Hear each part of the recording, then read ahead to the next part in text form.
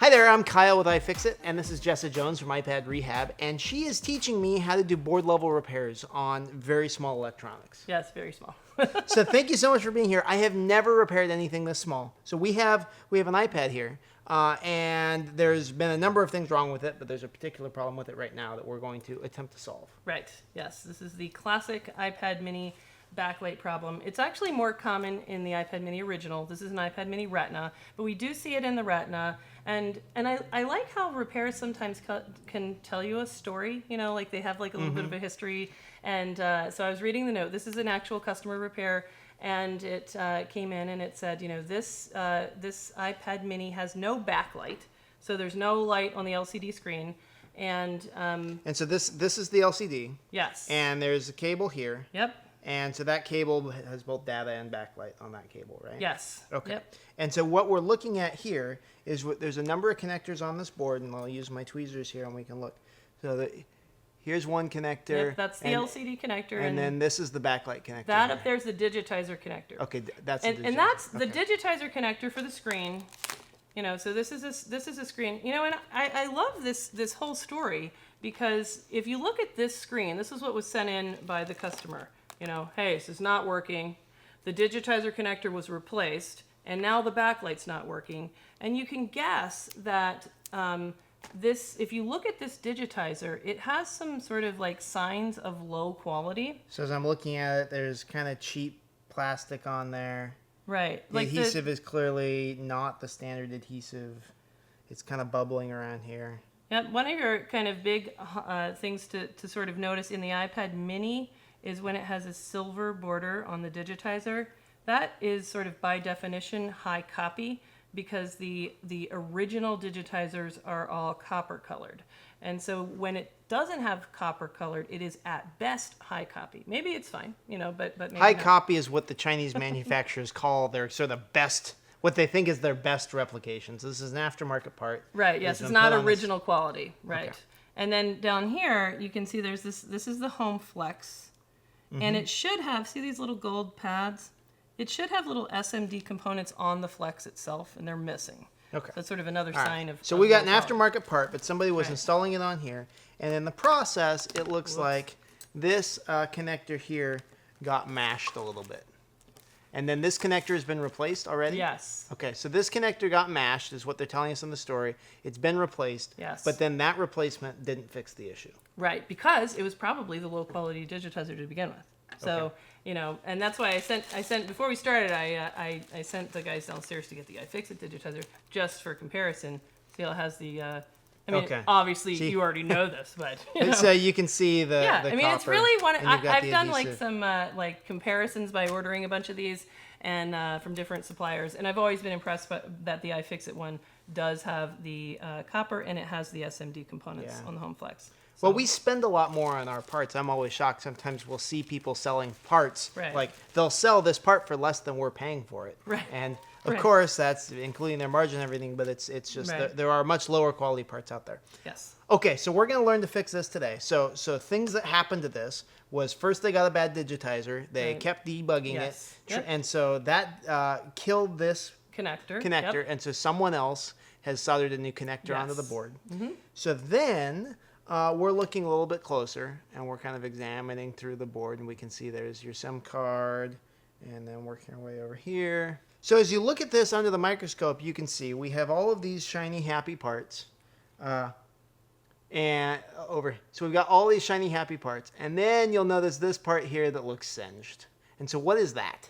That is the iPad mini backlight filter. Okay. And so the iPad mini backlight filter is really sensitive to a current spike. And a current spike is something that happens when the relatively high voltage line of the LCD itself, powering the LCD backlight, when that's shorted to ground, that will cause this sort of burst of high current, and that will burn the backlight filter like it has here. Got it. And so that happens when, if you kind of go back to the LCD connector itself, that happens if you have the battery right there, the battery connected. While you're doing work. Yeah, and then if you look at this connector itself, the battery's not connected now, so we can kind of use a metal tool. But if you were to imagine what it would take to sort of short this thing to ground, Not a heck of a lot. Yeah, these end brackets here, that's ground. Right. And then the hot pin is, right on the end. So that's why we're always recommending. I mean, the first thing we try to do when you get inside these things is disconnect the battery. Absolutely. So there's no power on it as you're working on it. And you know what I do? And this is like totally like unconventional.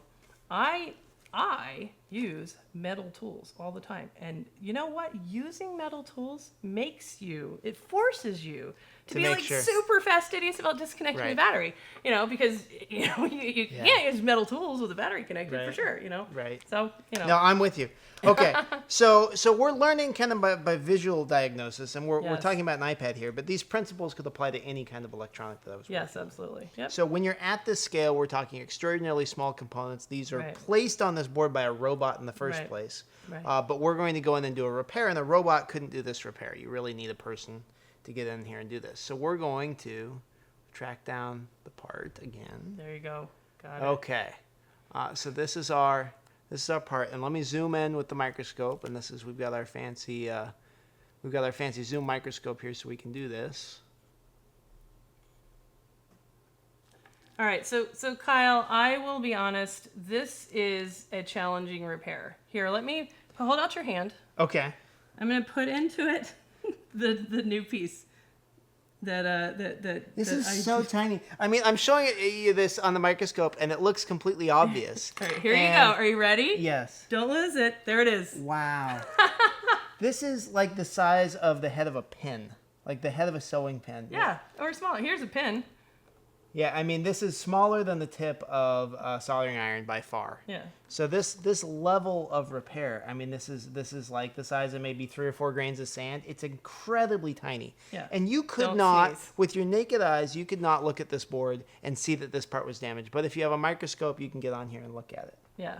Okay, so we've got the replacement part. We're going to store it over here where it'll be safe. Right. So we got a grain of rice, and just to show you how small this filter is, this is a grain of rice with the filter next to it. And it is so extraordinarily tiny. This grain of rice is 50 times the size of this component. Right. So now, ideally, let's say that this one's really burned, but let's say that we were replacing a similar component like one of these where you can see the nice, shiny, solder pads. Mm-hmm. You would pretty readily be able to use the hot tweezers, some flux, some tin solder, molten solder on there to sort of lift that off. And that would be pretty straightforward. Okay. And that was actually the repair I intended to kind of do here today. But, we're just going to roll with it. It's practical. Yeah. Okay. So this will be a functional board when we're done. Hopefully. Yeah. Okay. Yeah. But the problem is that this one has experienced such a big insult that in my experience, when it looks like that, when it's so like blackened, it has had so much heat that it actually welds the component to the pad. Okay. So that they can't be separated. And if you can't separate it, I apply force, it's going to rip the pad off as well. Yeah, right. Okay. And so that's probably unavoidable in this situation. Okay. So that's my guess as what's going to happen. So, So if that happens, will it be possible to put the new part on? If it happens, it really won't be feasible to place the new component. Okay. So we'll have to go with a plan B, which is really, this is sort of a roadway where the bridge is washed out. And so instead, we're going to have to kind of, find another way to restore continuity. Okay. And maybe just bypass the component. We could bypass it. So the filter is cleaning the power. Mm-hmm. You don't have to have the filter. It just makes things better. Right. But it's repair. So I mean, this is like bypassing the circuit breaker in your house a little bit. You can do it. It's a little bit of a quarter in the circuit breaker kind of thing. Okay. Yeah. All right. So we were going to try to replace this component, and if we can, great. Right. Yep. Okay. Now this is full disclosure. I have never done this before. I am absolutely petrified. This is the smallest thing I've ever worked on. I don't even think I can normally hold my hands still. So I'm going to be using tweezers, and then I've got these other tweezers to try to hold my hands still. Yeah. So I'm going to use both tweezers. So I can kind of create a tripod with my hands. Okay. You'll be using these tweezers. Oh, those hot tweezers. I'm going to use the hot tweezers, and I'm going to brace them with my handy anti-static iPad. Yep. All right, iFixit tweezers. Okay. So you can practice that, and then let me know when we want to put some heat and flux and stuff on there and get cracking. Now, you might turn the board to be comfortable for the angle of your hand, and then look through the microscope at it. So you might want to like turn the board, I think it's actually okay because I can. Okay. do that. Yeah. All right. So that would be your goal then. Let's. Okay. You want me to heat you up? Let me. I'm just practicing here. So, Okay. Because I don't want to heat the stuff around it. So how much do I? Because if I contact this with the soldering iron, is that going to? It's not going to be the end of the world, no. Okay. All right. You ready? Yeah, sure. Let's do this. Let's do this. Okay, so we're gonna heat this up. Okay, so we're going And to heat then- this up. So let me make sure that we've got this on the right channel. So Okay. we've got this is kind of a fancy Hako soldering iron. Yep. So and this then is the these are Hako hot mini tweezers. Yep. So both of them are kind of acting as soldering irons that you can pinch. So What now next? you can go ahead and put some flux on your component. Okay. I'll hold on to these. Okay. So Plenty of flux. Flux helps everything. the There's- tip of this needle is so big relative Yeah, to this you part. can like consume the whole thing with the needle, This the syringe. this yeah. is crazy. I have never seen anything this small. Okay. All right, now you're gonna kind of condition these a little bit. Clean, clean, clean, and then And then get a touch bit. some solder, clean it again a couple of times, Okay. sort of like get them, any oxidation that's sort of collected on here. Okay, and then we're gonna. So as you get oxidation on there, then that's not going to conduct heat very well. Exactly. Okay, so we'll get a little bit more on there. Stabby stab. And the smoke coming up, that's flux that's built into the solder. Yes. So the solder itself exactly. isn't burning off, it's the flux. It's the flux. Okay, Exactly. so are we looking good? I Okay, can now look at touch this. it again so that there's a little bit of solder on there, like there Okay. that because solder melts other solder really well. Okay. So on the inside of them, like yep, exactly. All right. Now go ahead and go for your Okay. component before that stuff burns off too bad. Here's your other tweezers if you want to grab them with your other hand. Okay. All right. Here he goes.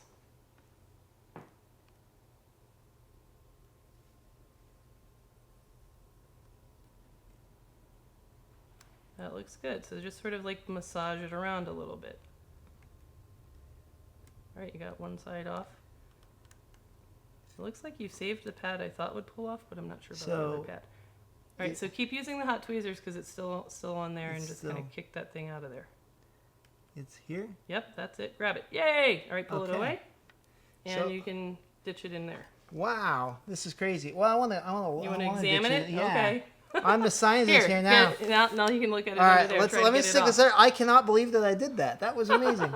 So it's in the blob on So the it's right in the hand blob one. of the Yep. solder on that And you one. can use the other tweezers to pull it off if you want to look at it. Which is something you have to do a lot when you inadvertently lift a component off and then you have to like find it in the blob of solder. That's This crazy. is like examining a booger. All right, grab it. Okay. All right. So I've got some crazy little tiny part off of the board. Yes. On my hot tweezers. Yes. All right. And so now we're gonna. Ditch it. Ditch it That's in right, the- Exactly. Okay. Yes. Okay, now let's investigate the board. And this is really the question of whether or not the pad that I thought would come off did not come off, and I'm not sure about the other pad. Okay. So we're gonna go back to where all my flux is here. Yep. And I want to know what is left in the aftermath of Yes. my mad 5-second soldering spree. Yes. Okay. So it sure looks like. All right. So there's a So blob of solder. one good pad there. So that's a pad there. Yes. And then the other pad came off. Yeah, let's zoom you out a little bit. I think the other pad has come off. Yep, it should be a shiny blob, just like the other pad.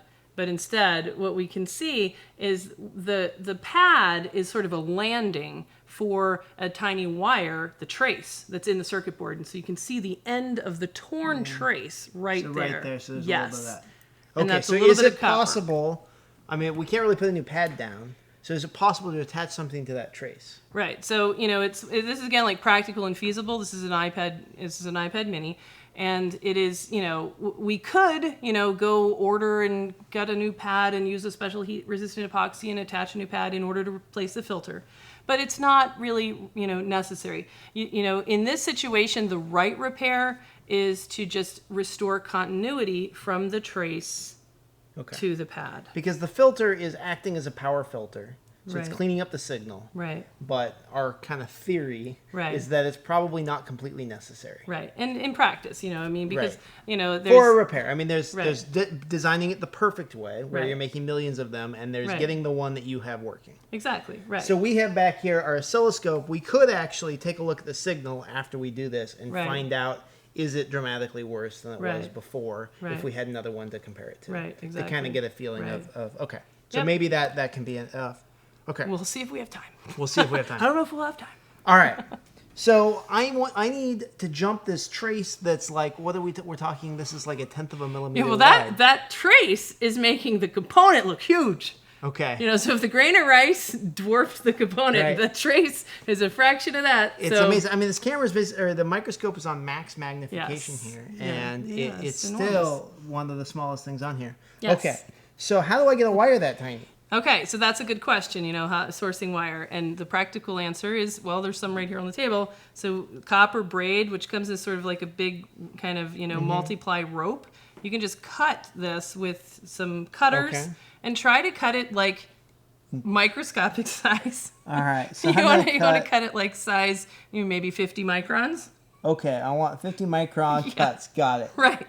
So just sort of let that fray down and then pick one up with some tweezers. So I have some extraordinarily fine, like basically copper Hair, yeah. shavings Yeah. that you can't see. I mean, this is smaller than any, you know, eyebrow hair you would pluck. It's like a little, like a baby Okay. ant's leg. So I got one. It's about the size of a baby ant's leg. Right. On the tip, and I mean, it's just sticking to the tip. I can't even grab it. Right. And let me throw it in here so you can see. Okay. So Is it still there? Yeah, it's still there. It might be a little too short. I'm not Okay, sure. let's get Let me, another one. so this chip here, what's with this? That is just, you know, part of whatever the history of this iPad is. So this chip is just missing a corner. It's of it. missing a corner. You know, that's an inductor, and it's probably doesn't mind about that. You know, because if you take those apart, like I've you know kind of mashed those up before, that is a coil of wire that's sort of enmeshed in, you know, this gritty substance that sort of surrounds it and kind of, you know, protects it. So I don't think it's going to really care about its missing corner. Okay, so that wire looks like it's about the right length. Okay, that might be a little short to work with. You might find it easier to get one about a shade longer, just because it's a real challenge when you're using heat to solder it down on one side on something incredibly tiny, and then solder it down on the other side without lifting the first side. Okay. So if it's a little bit longer, we can actually kind of cut it down to size after you solder it. If How that about makes this sense. wire? That's good. That looks good. Okay, so I have a wire here that is a bit like a shepherd's crook, but Yep. maybe that'll make it easier to solder to. Maybe. Okay, So- and that's about what I want to do. I want to get Yeah. it right there. So what you want to do now is get another cold regular tweezer like this one and get it off of that tweezer and onto, like, kind of get it into that gummy flux there, which will sort of act like a little bit like a glue. And so position it. So your goal is to really start with the tiny trace connection. And, you know, I will be honest, this is a challenging repair. This is not something that's your day one, you know, welcome to microsoldering. Please do a micro jumper. You know, this is tough. But this is my first repair, and I am dauntless. Yes. So we're going to do it. Yes. Okay. So, but now my concern here is that I feel like, see, this is touching Yep. this component here. It's a valid concern. Okay. However, you know, once you solder it and actually make a solder connection onto that torn trace, you'll be able to wiggle off that end. So that's exactly where we want it then, because we've got Yes. it connecting to the copper on one side, Right. and on the other side, it's on the pad. Right. Now it is Okay. going to want to stick to these tweezers. Okay. You know? So you're gonna So it's important to get these tweezers prepped. yes. And so you Precisely. really just kind of want to hold it down on the one side with your other tweezers, and then just use one of these to just kind of touch it and flow that. I'm not sure that, you know, that there's enough like tin on your like torn trace in order to make a connection right now. So let's put a little solder on that iron. On the iron. Okay, Yes. so I'm going to take a little bit here. Okay. Okay. Now you can kind of get in there and start rooting around. My guess is that braid is going to kind of fly away, and that's okay.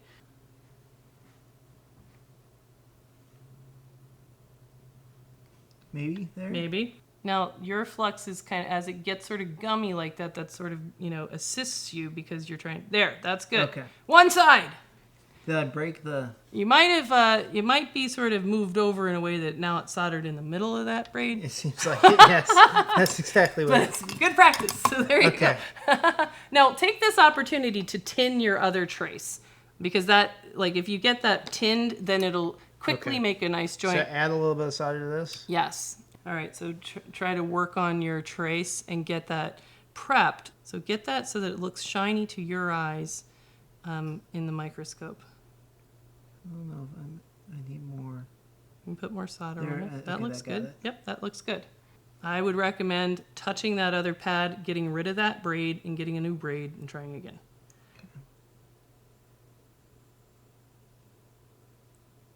Okay, now it's on the tip, so go ahead and clean that off. So attempt 1. All right. So I tried to put the wire on the first pad, the good pad. You're doing well. And I got the wire on there, but I got it stuck in the middle of it. So that didn't work. So then I went over and I put 10 on the other pad. Right. So and now we're going to try another wire. Yes. So fortunately, when you get... Copper might be expensive, but at this size, it doesn't cost that much. We can just waste it like crazy. So I have another incredibly tiny copper wire. So try to start with the little side first by hold down the big pad with the tweezers and then try to heat and connect. The hardest thing will be that little connection. So if you can get that done, then you'll have a lot more chance to be able to finish it up by connecting the bigger pad.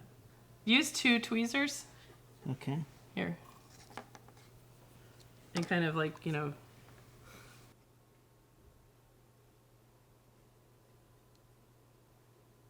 Okay. So a little bit of solder.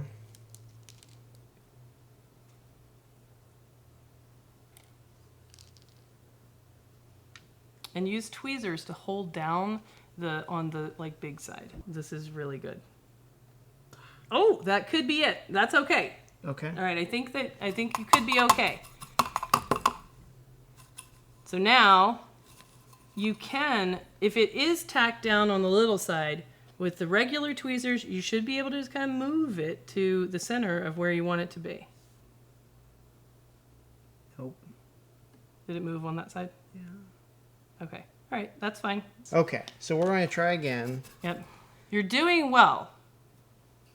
You have good stability. You have, good positioning.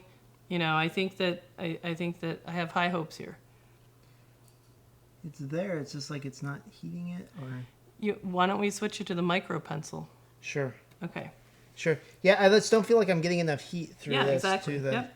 Okay. And I was going to say that, we could file those tips because, it's like the solder is going to want to go where the heat is, which is up the tip. If I lock these together, can I do it that way? You can. It might be too big. Give it a shot.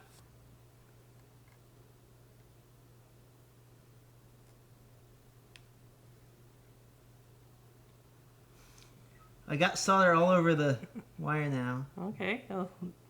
Tinned, and it's definitely down on the one side, so now all you have to do is make that tiny connection. Micro pencil might help you. That might be good. It might be good. Let's find out. Might be good. Try it. Test for movement.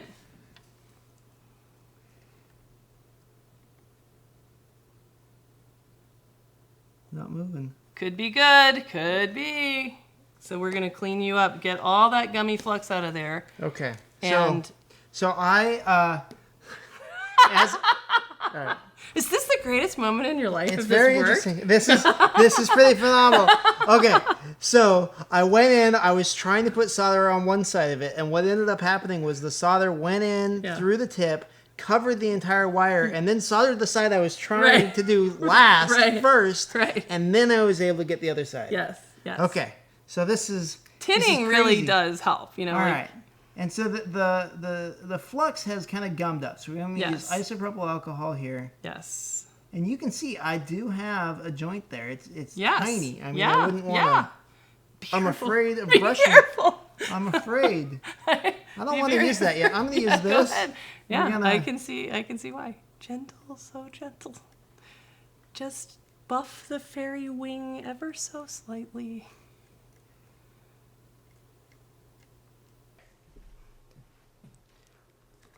All right, so I got this installed, but I don't know if it's good yet. Right. So let's use the multimeter to test. Yes. So tell me where I need to connect the multimeter to. Okay, so if your joint is good, we're gonna go from the other side of that diode, so where the lines are. Okay, there. So there, yes. So that should have continuity across the filter to there, if it's good, and if the pins that I soldered to that multimeter work. Hey! Yay! All right. Okay. Wow. Awesome. Let's go with the Let's just ultimate assume. test. Okay. Because we did have continuity from the diode leg through the connector. So we think we've got it working. Yes. Okay. So let's fire it up.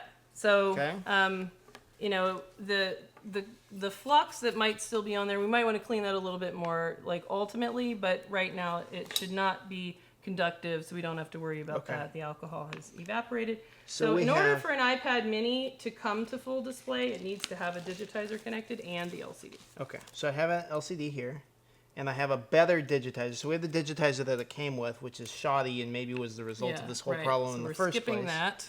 We're skipping that. We're going to, this is the LCD that came with it, and a iFixit digitizer. Right, so you can plug this in very carefully. That goes there, and then the LCD will be. And now I'm like, I have connected these cables hundreds of times in my life, but now I'm like, I kind of want a microscope to see if I'm doing it well. Right, especially because I've probably fixed that one of those connectors 100 times in my life. From meatheads like me. Well, from repair shop fingers. people that are just like, there's just, that thing's just a, kind of a... So you want to connect that first and then connect the battery? Yes, battery last. I always struggle with these connectors to know when I feel like I've got it solidly seated.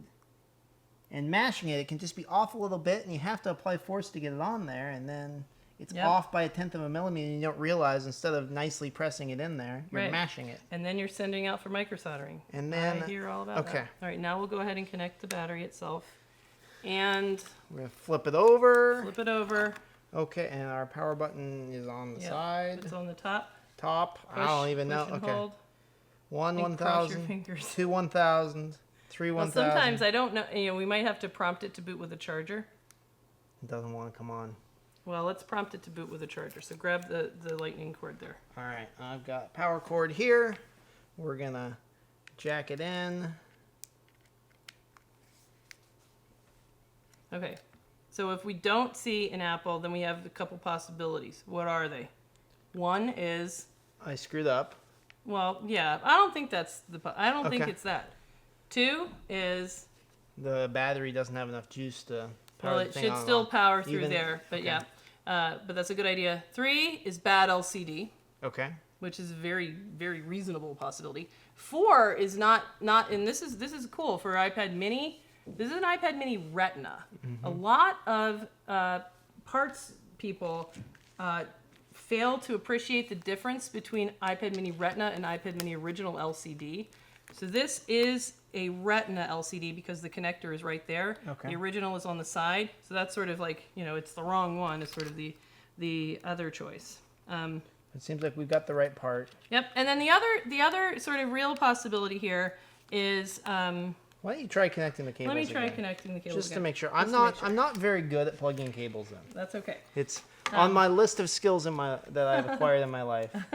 Plugging flux connectors in correctly the first time has never been a strong suit of mine. Now the other possibility that is a reasonable possibility is diode failure, especially when the filter looks that bad, that the diode itself has been compromised. In which case, we kind of also have to replace the diode. All right. But we can kind of measure that. We will record an ending to this video now. Hey! What? Look, it works! So I can micro solder, but I can't plug a cable in. I told you I'm bad at this. All right. Well, that's you got the hard thing done. So for you sure. went through, you had 0 through 4 reasons it could fail. Yes. Gross incompetence by the cable plugger was not one Operator of your error. 4. Okay, so look, we've got an Apple on this thing. Yes. So we took a board that was completely toast. Yes. That wasn't powering up at all. So Yes. this was a dead iPad. Yes. And there was a microscopic component smaller than a grain of rice. Yes. That had failed. You couldn't tell it was dead by looking at it with your naked eye, but you get under the microscope and we can see that it had blown out. It was fried. Right. Yep. So we desoldered it. Yep. In the process of desoldering it, we broke the board further. So we Right. pulled one of the pads off. Right. And It's not, and that's not your fault. It's welded on there because that was so because shorted it out so fried. bad. It had welded on the board. Right. Okay, so we pull that component off, and now the board is going to be too difficult to put a new component on. Right. So we were able to understand a little bit of what this component was doing. That it was a filter. It wasn't critical for the operation of the device. Right. We bypass it with a Right. incredibly small wire. Right. Yep. Power it on, and it works. Yeah. Good job. That's and this amazing. Is classic problem. iPad Mini Backlight. If the right repair, if you've got both pads, is to place a new component, and those components are, I know they're going to be available in the iFixit parts store soon, and it's the right thing to do is to replace it. But if the pads are gone, So this is effectively a zero-cost repair. I mean, obviously we have a lot of equipment here. Right. But I just used a tiny, tiny piece of copper Yes. to repair this. Don't need Yes. a new board. Don't need. Yes. Yeah. This is exactly. amazing. Yeah. And this kind of repair is going to be more and more important in the future as you have things like activation lock, where you have a board that you have to repair that board, or you have a touch screen, or you have a touch sensor that is cryptographically signed to the board. Yes. So yes. repairing these devices might not be as simple as swapping a board. You have to Right. actually repair the board itself. Right. Or even now, like the actual Touch ID, if you tear it, you can put it back together. I mean, how is it different, really? I mean, Right. if a tiny So if you gotta repair a torn cable. flex is Right. not a different repair than what you just did. And I think it's great though, because I know I spent some time before you got in here today going, oh, geez, that's really burned. That's going to tear a pad off. I don't want to subject Kyle to that. That's really mean for his microsoldering My repair. very first That's so repair. mean. It's just gonna that's gonna be really too tough. But I'm really proud of you. That is good work, and I like the message that it sends. That here's Kyle, who has not jither done a fingers. whole lot of microsoldering, and he was able to do a complex mini backlight, level 3 repair. So good job. Well, so I feel a little bit better about myself now, but I feel like I am at the beginning of this journey. So we're going to continue this video series with some more diagnosis in the next video. All right. Well, fantastic. Thank you so much for watching. This has been a huge learning experience for me. I hope it was a good learning experience for you. And stay tuned on iFixit as we continue our micro soldering series.